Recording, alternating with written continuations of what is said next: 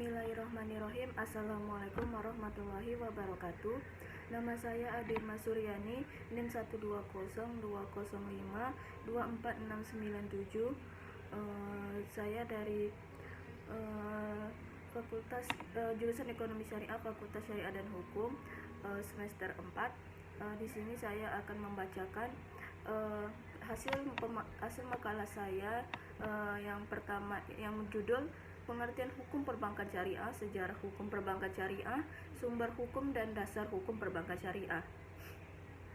Pendahuluannya ditinjau dari segi imbalan atau jasa atas penggunaan dana, baik simpanan maupun pinjaman. Bank dapat dibedakan menjadi dua, yaitu bank konvensional, yaitu bank yang dalam aktivitasnya baik himpunan maupun sejumlah imbalan dalam presentasi tertentu dari dana untuk suatu periode tertentu yang biasanya ditetapkan per tahun. Yang kedua itu bank syariah. Bank syariah itu bank yang aktivitas itu memberikan mengenakan imbalan atas dasar prinsip syariah, yaitu jual beli dan juga bagi hasil. Untuk prinsip utama operasional bank ini berdasarkan prinsip syariah adalah hukum Islam yang bersumber dari Al-Quran dan juga hadis. Kegiatan operasional bank harus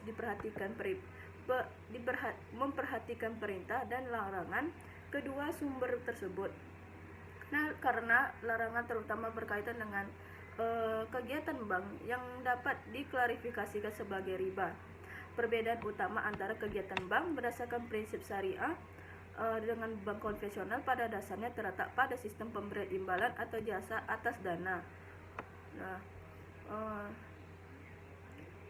untuk bank konvensional ini merupakan pelanggaran terhadap prinsip syariah sebenarnya, karena di situ karena dia menggunakan bunga sebagai jalannya bank konvensional ini berlanjut.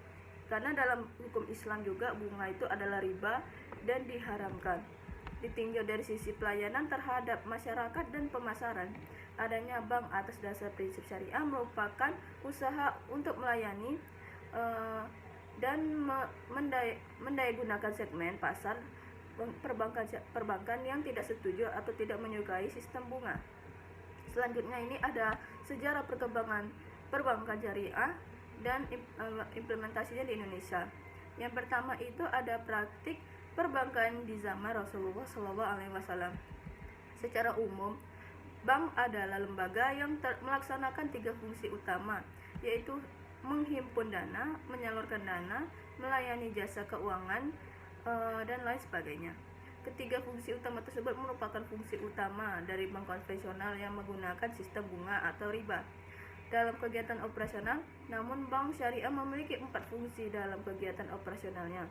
Selain itu, 3 fungsi utama di atas itu, salah satu fungsi utama lainnya tuh yang ada pada bank syariah adalah fungsi sosial dalam bentuk kegiatan penghimpunan dan menyalurkan dana zakat, infak, dan sedekah, serta penyaluran dana dalam bentuk pinjaman kebajikan atau qardul hasan.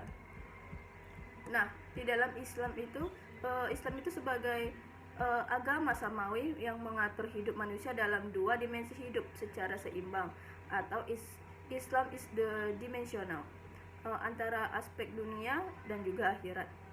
Nah, untuk untuk aspek dunia, akhirat, lahir dan batin. Pengaturan dari masing-masing dimensi tersebut untuk mengantarkan pada tujuan harus didukung ilmu, usaha, dan iman. Karena dalam kaitan dengan persoalan ekonomi, tentu perangkat alat dan metode yang harus dimiliki adalah ilmu ekonomi. Mekanisme perekonomian dan tujuan usaha tersebut. Lembaga perbankan merupakan inti dari sistem keuangan di setiap negara, karena bank merupakan rujukan setiap orang, badan usaha baik swasta maupun milik negara atau pemerintah untuk melakukan transaksi baik dalam bentuk penyimpanan uang, hutang piutang, serta jasa-jasa lainnya yang berhubungan dengan masalah keuangan. Baiklah, mungkin sekian presentasi saya hari ini. Apabila ada kesalahan, mohon dimaafkan. Wa taufiq wal hidayah. Wassalamualaikum warahmatullahi wabarakatuh. Sejarah berdirinya bank syariah di dunia. Perbankan yang mulanya hanya ada di daratan Eropa, kemudian menyebar ke Asia Barat, sejalan dengan perkembangan daerah jajahan. Maka perbankan pun ikut dibawa ke negara jajahan mereka. Di Indonesia juga tidak terlepas dari penjajahan Belanda yang mendirikan beberapa bank seperti The Javas Bank, The Postpar Bank, dan lainnya, serta bank-bank milik pribumi, Cina, Jepang, dan Eropa, seperti Bank Nasional Indonesia, Batavia Bank, dan lainnya. Sejarah perkembangan bank syariah modern tercatat di Pakistan dan Malaysia sekitar tahun 1940, yaitu upaya pengelolaan dana jamaah haji secara non-konvensional. Rintisan bank syariah lainnya adalah dengan berdirinya Midcamp Local Saving Bank pada tahun 1963 di Mesir oleh Dr. Ahmad El-Najjar. Secara kolektif, gagasan berdirinya bank syariah di tingkat internasional muncul dalam konferensi negara-negara Islam sedunia di Kuala Lumpur, Malaysia pada tanggal 21 sampai 27 April 1969 yang diikuti oleh 19 negara peserta. Untuk mempermudah berkembangnya bank syariah di negara-negara muslim, perlu ada usaha bersama di antara negara muslim. Maka pada bulan Desember 1970, pada sidang Menteri Luar Negeri negara-negara Organisasi Konferensi Islam atau OKI di Karachi. Assalamualaikum warahmatullahi wabarakatuh. Perkenalkan, nama saya Ida Maharani dari Ekonomi Syariah kelas H. Di sini saya akan membacakan materi saya, yaitu sumber hukum perbankan syariah. Al-Quran adalah sumber pertama dan utama bagi ekonomi Islam. Oleh karena itu, Al-Quran adalah sumber dasar hukum dalam perbankan syariah yang di dalamnya terdapat hukum-hukum dan undang-undang yang diharamkannya dan undang-undang diharamkannya riba dan diperbolehkannya jual beli. Orang yang memakan riba tidak dapat berdiri melainkan seperti berdirinya orang yang kemasukan setan, sebagaimana dijelaskan dalam surah Al-Baqarah ayat 275, yang artinya orang-orang yang makan atau mengambil riba tidak dapat berdiri melainkan seperti berdirinya orang yang kemasukan setan lantaran atau tekanan penyakit gila. Keadaan mereka yang demikian itu adalah disebabkan mereka berkata atau berpendapat, sesungguhnya jual beli itu sama dengan riba, padahal Allah telah menghalalkannya jual beli dan mengharamkan riba. Selanjutnya, pembahasan implementasi perkembangan bank syariah di Indonesia. Berdasarkan aspek politik hukum, lahirnya Undang-Undang Perbankan Syariah Nomor 21 Tahun 2008 masih menyisakan pekerjaan rumah, diantaranya tahap yuridis, tahap kelembagaan, dan tahap mekanik. Tahap yuridis ialah memfokuskan pada bagaimana hukum yang tertulis atau legal formal dalam berjalan ditegakkan di tengah-tengah masyarakat untuk mencapai keadilan. Sedangkan tahap kelembagaan mempertanyakan sejauh mana kesiapan lembaga peradilan agama dalam menjalankan ketentuan Undang-Undang Perbankan Syariah. Selanjutnya, tahap mekanik. Tahap mekanik ialah mengupayakan langkah-langkah bagaimana implementasi hukum Undang-Undang Nomor 21 Tahun 2008 dapat memenuhi kebutuhan masyarakat.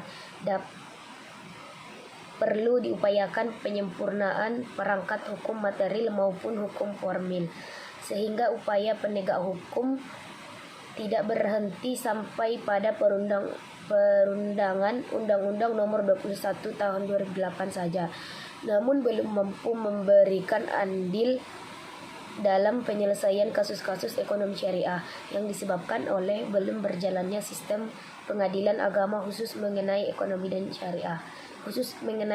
syariah.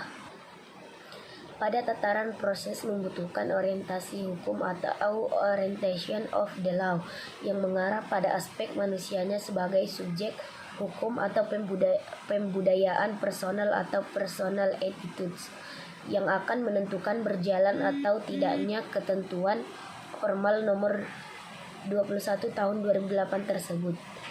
Sehingga diperlukan langkah yang mencakup mechanic action plan berupa jungklak dan juknis serta human action planning model berupa daya keahlian dari aparat penegak hukum untuk mengembangkan hukum menuju hukum yang responsif dan progresif. Selanjutnya saya akan membahas tentang statistika perkembangan bank syariah di Indonesia. Setelah mengalami pertumbuhan yang lambat dari tahun 1992 sampai 1998, perbankan syariah di Indonesia mengalami pertumbuhan yang pesat setelah dikeluarkannya Undang-Undang Perbankan Nomor 10 1998 dan Undang-Undang Bank Sentral Nomor 23 1998 dalam rentang waktu 92 sampai 98. Indonesia hanya memiliki satu bank umum syariah, Bank Muamalat Indonesia, namun saat ini berdasarkan data statistik Otoritas Jasa Keuangan bulan September 2014 telah terdapat 11 bank umum syariah atau BUS, 23 unit usaha syariah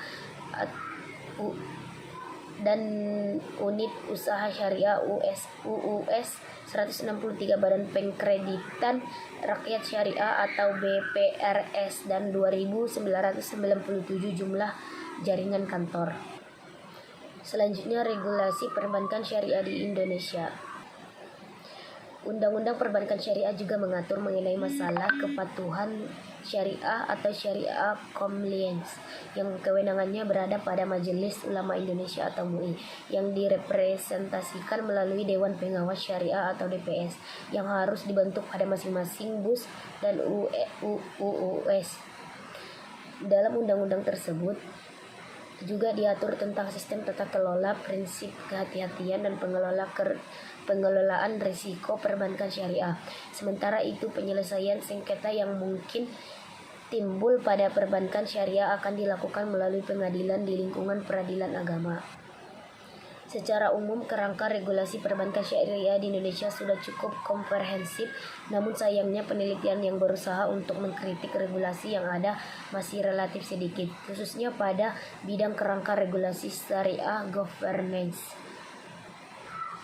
Islam sebagai agama samawi mengatur hidup manusia dalam dua dimensi hidup secara seimbang. Islam bidimensional antara aspek dunia dan akhirat, lahir dan batin. Pengaturan dari masing-masing dimensi tersebut untuk mengantarkan pada tujuan final harus didukung ilmu sains, usaha, movens, dan iman atau faith. Sekian dan terima kasih. Assalamualaikum warahmatullahi wabarakatuh.